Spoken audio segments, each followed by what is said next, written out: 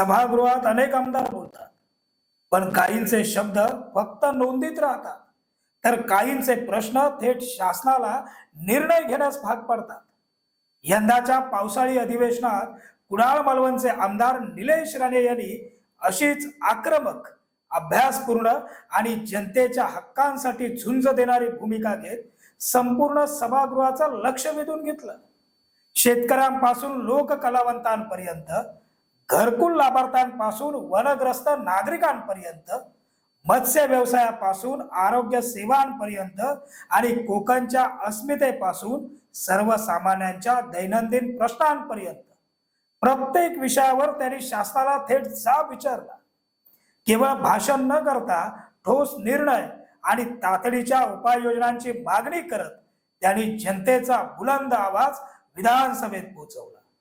यामुळे यंदाच्या पावसाळी अधिवेशनात निलेश राणे यांची कामगिरी ही केवळ राजकीय उपस्थिती नव्हती, तर कोकणच्या हक्कासाठी लढणाऱ्या आक्रमक नेतृत्वाची ठळक छाप होती. नमस्कार, मी साईनाथ गावकर आपणा सर्वांचं साईच्या चावडीवर स्वागत करतो. पावसाळी अधिवेशन म्हणजे केवळ भाषणांचा पाऊस नसतो, तर जनतेच्या प्रश्नांसाठी शासनाला जाब विचारण्याचं प्रभावी व्यासपीठ असतं. यंदाच्या अधिवेशनात कुणाल मालवण मतदारसंघाचे आमदार निलेश राणे यांनी अभ्यासपूर्ण, प्रसंगी आक्रमक आणि जनहिताला केंद्रस्थानी ठेवणारी भूमिका घेत संपूर्ण सभागृहाचं लक्ष वेधून घेतलेलं. कोकणच्या प्रश्नांपासून राज्यातील सर्वसामान्य नागरिकांच्या अडचणींपर्यंत प्रत्येक विषयावर त्यांनी ठामपणे आवाज उठवत शासनाला ठोस भूमिका मांडण्यास भाग पाडलं. सत्तेत असतानाही ज्या मतदारांनी आपल्याला निवडून दिलंय आणि या सभागृहात पाठवलंय, त्यांच्या न्याय हक्कांसाठी रोखठोक भूमिका मांडणारे आमदार निलेश राणे हे निश्चितच सर्वांपेक्षा वेगळे आहेत. अशी चर्चा आता कुडाळ मालवण विधानसभा मतदारसंघासोबतच सिंधुदुर्ग जिल्ह्यात आणि महाराष्ट्रात घडू लागली. सर्वात महत्वाची बाब म्हणजे कोकणच्या सांस्कृतिक ओळखीचा आत्मा असलेल्या दशावतार आणि नमन या पारंपरिक लोककलांविषयी त्यांनी सभागृहात प्रभावी आवाज उठवला. अनेक वर्षांपासून दुर्लक्षित राहिलेल्या या लोककलावंतांना न्याय मिळावा म्हणून साहित्य खरेदीसाठी विशेष अनुदान, कलाकारांची शासनमान्य नोंदणी, कायमस्वरूपी ओळखपत्र तसंच राज्य पुरस्कारांमध्ये योग्य सन्मान मिळावा अशी ठाम मागणी त्यांनी केली. त्यांच्या या मागणीला प्रतिसाद देत महाराष्ट्राचे सांस्कृतिक मंत्री आशिष शेलार यांनी सर्व लोककलावंतांना अक्षरशः गुड न्यूज देऊन टाकली. मागील 10 वर्षानंतर कोकणच्या संस्कृतीचा प्रश्न प्रथमच इतक्या ताकदीनं विधानसभेत पोहोचवल्यानं कलाकारांमध्ये समाधानाचं वातावरण निर्माण झालंय. याचबरोबर आमदार निलेश राणे यांनी 2026-27 पुरवणी मागण्यांवरील चर्चेदरम्यान कृषी, मत्स्य व्यवसाय, दुग्ध विकास, आरोग्य सेवा, भटक्या श्वानांचा वाढता उपद्रव आणि सर्वसामान्य नागरिकांच्या दैनंदिन जीवनाशी संबंधित अनेक गंभीर प्रश्न सभागृहात प्रभावीपणे मांडले.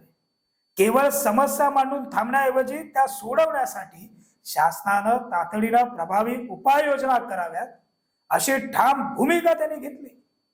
याबाबत देखील मंत्री पंकजा मुंडे यांनी दखल घेत लवकरच या विषयाची कार्यवाही प्रत्यक्षात होतानाचं चित्र पाहायला मिळेल. कोकणातील आंबा आणि काजू उत्पादक शेतकऱ्यांच्या प्रश्नांवरही आमदार निलेश राणे यांनी शासनाला धारेवर धरलं. अवकाळी पावसामुळे झालेल्या मोठ्या नुकसानीची भरपाई तातडीनं मिळावी अशी जोरदार मागणी त्यांनी सभागृहात केली. त्यानंतर राज्य शासनानं 334.98 कोटींच्या मदतीला मंजुरी देत त्यापैकी कोकणासाठी 209.10 कोटींची विशेष तरतूद जाहीर केली. अनेक वर्षानंतर आंबा व काजू उत्पादकांना नुकसान भरपाई मिळण्याचा मार्ग मोकळा झाला असून विमा कंपन्यांची रक्कमही पुढील टप्प्यात मिळणार आहे. कोकणातील बागायतदारांसाठी हा मोठा दिलासा मानला जातो. आमदार निलेश राणे यांची अधिवेशन काळातील सभागृहातील आजपर्यंतची अभ्यासपूर्ण भाषणं ऐकली की आमदार निलेश राणे सभागृहात बोलले म्हणजे न्याय मिळणारच ही भावना आता जनमानसात पसरली. सिंधुदुर्ग जिल्ह्यातील प्रधानमंत्री आवास योजनेतील घरकुल लाभार्थ्यांच्या अडचणी आमदार निलेश राणे यांनी प्रभावीपणे मांडल्या. थकीत बिले, वन आरक्षण क्षेत्रातील घरकुलांसाठी जागेचा प्रश्न आणि बांधकामासाठी वाळू उपलब्धतेचा मुद्दा त्यांनी ठामपणे सभागृहात उपस्थित केला. त्यावर शासनाकडून थकीत बिले लवकर अदा करण्याचं, घरकुलासाठी शासकीय जमीन उपलब्ध करून देण्याचं, नवीन लाभार्थ्यांना जमीन खरेदीसाठी 1,00,000 रुपयांपर्यंत मदत देण्याचं, तसंच प्रत्येक लाभार्थ्याला 5 ब्रास वाळू मोफत उपलब्ध करून देण्याचं आश्वासन मिळालं. अडथळा निर्माण करणाऱ्या अधिकाऱ्यांवर कारवाई करण्याचाही स्पष्ट इशारा शासनाने दिलाय.